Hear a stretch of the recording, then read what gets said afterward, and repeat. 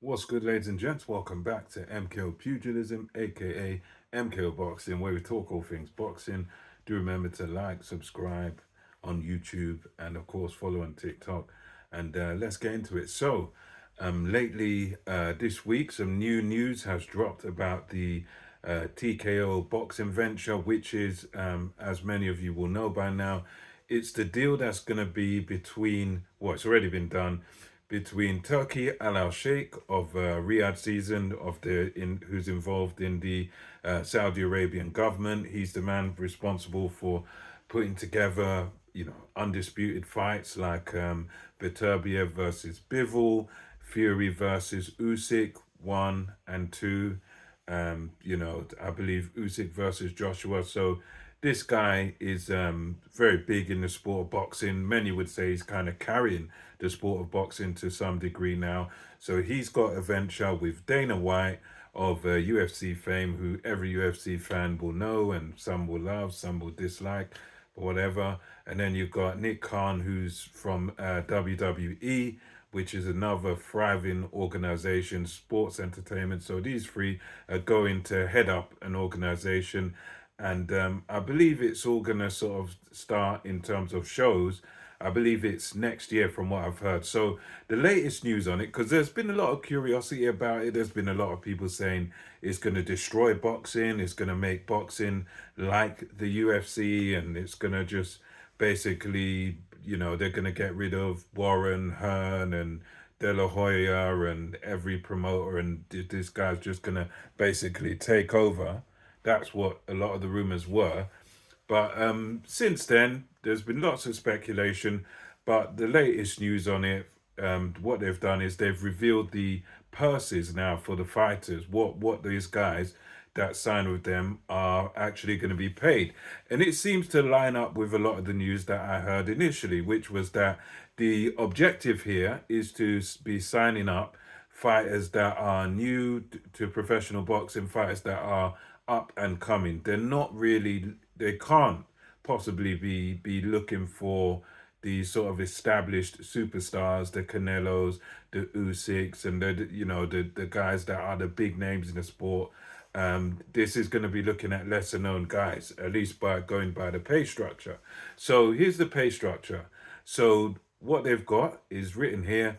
It's a $20,000 is going to be the purse for a 10-round bout by an unranked fighter. So if you're an unranked fighter, signed up with them, I guess the minimum purse you're gonna get is 20,000 for a 10-round fight if you're unranked, and then it moves on to say that it's gonna be $50,000 when you're ranked by the company, who is TKO. So you rank by TKO.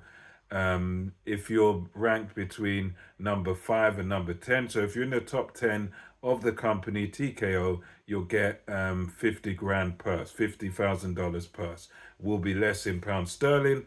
And then it says it will go up to $125,000 when you're ranked by the company at number 3 or number 4. So fighters that are high up in the rankings, 3 or 4 in the TKO rankings, you're gonna get £125,000. Oh, sorry, I'm saying pounds, dollars per fight, and then it goes up to 375,000 when challenging for the company championship. So that will be the TKO championship, and then it goes up to $750,000, so $750,000 when you're defending the company championship. So it seems that going by this, the ceiling that you can get paid with this TKO venture, Nick Khan, Turkey Al Sheikh, Dana White, the peak of your earning potential is capped at $750,000, and the minimum is $20,000 for a 10-round fight if you're unranked. So, to me personally, just to kind of conclude it, my thoughts on it, I think that for the right fighter, it's actually a good thing. I think for if you're the right fighter, let's just take for example, you could say a guy like a Josh Padley who stepped in, who beat one of Turkey Al Sheikh's favorites on the Dubois Joshua card, and then he got a shot against Shakur Stevenson on another Riyadh season card, and he was working as an electrician, got paid a lot for Stevenson, and I think he's now sort of quit that job. So I think if you're a fighter like that, if you're a boxer that doesn't have a big name, doesn't have a big profile, doesn't have any promotional backing, if you're just sort of a run of the mill fighter, you might have a good undefeated record, but you haven't really fought anybody yet. You're not a well known guy. You're not a ticket seller. You're having to perhaps work a normal job, a 9 to 5 job, and then box in the evenings or whatever. You're not really able to sustain yourself on what you're earning from boxing. If you're in that position, then I think it's a perfect thing for you. I think it's brilliant, and I think they said they'll guarantee you about, let's say, 4 fights a year. So it's when you sign with these TKO, you get a 3 year contract, and it's 4 fights a year. So if you're a fighter that's a bit unknown, struggling for money, you're not quite a full-time boxer, but you've got the skills, you've got the talent, then I think it's perfect for that sort of fighter, the unknown fighter.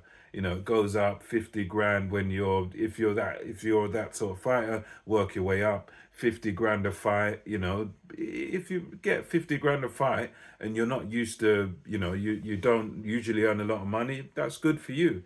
And then, you go up 125,000. I think for the unknown fighter, the fighter that doesn't sell a lot of tickets, doesn't have any sponsorship deals or anything like that, but is just a blue collar, run of the mill fighter that's struggling to make ends meet, I think this is a perfect deal for them.